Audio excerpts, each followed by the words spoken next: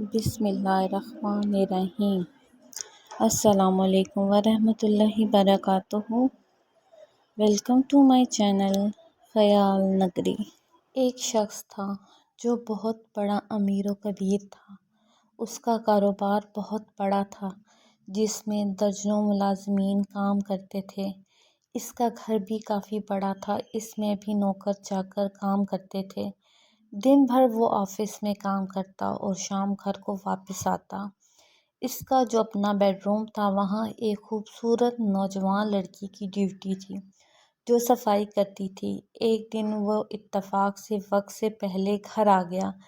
جب یہ اپنے کمرے میں آیا اور کیا دیکھتا ہے کہ ایک خوبصورت نوجوان لڑکی کمرے کی صفائی کر رہی ہے۔ اس نوجوان حسین و جمیل لڑکی کو دیکھ کر اس کی نیت خراب ہو گئی۔ بس شیطان نے اس کے دل میں خیال ڈالا کہ میں اس لڑکی کو کمرے میں ہی روک لوں تو اس کی آواز کسی تک نہیں جائے گی۔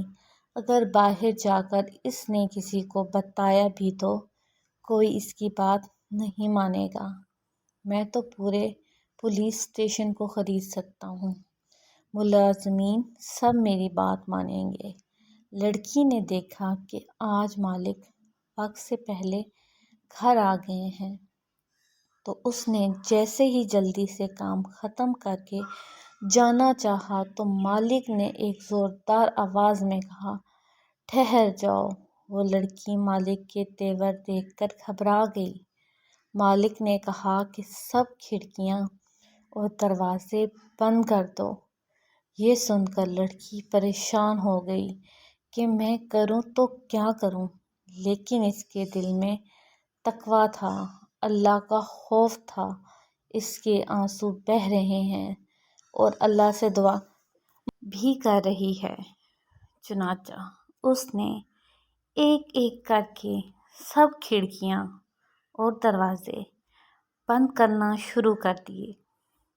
کافی دیر ہو گئی، وہ آ نہیں رہی۔ مالک نے ڈانٹ کر کہا، کتنی دیر ہو گئی، اب تک دروازے کھڑکیاں بند کر کے تم میرے پاس کیوں نہیں آئی؟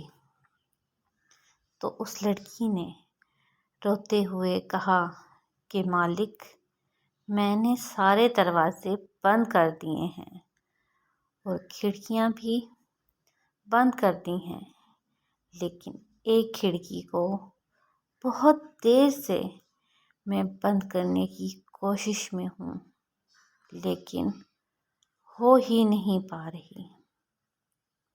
تو مالک نے غصے سے کہا کہ وہ کون سی کھڑکی ہے جو تجھ سے بند نہیں ہو پا رہی؟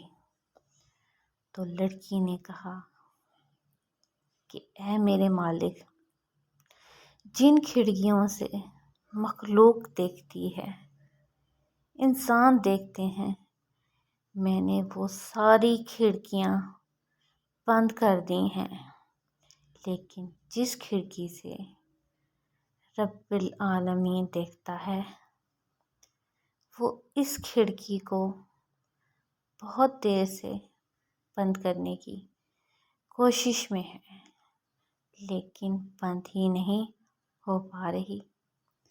اگر آپ سے بند ہو سکتی ہے تو آپ آ کر بند کر دیں۔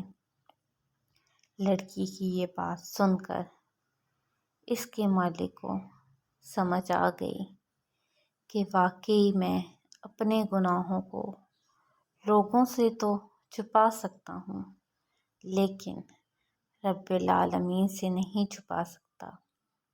وہ بیڈ سے اٹھا، وضو کر کے نماز ادا کی اور اپنے رب کے حضور سجدہ ریز ہو کر گڑ گڑا کر معافیاں مانگنے لگا۔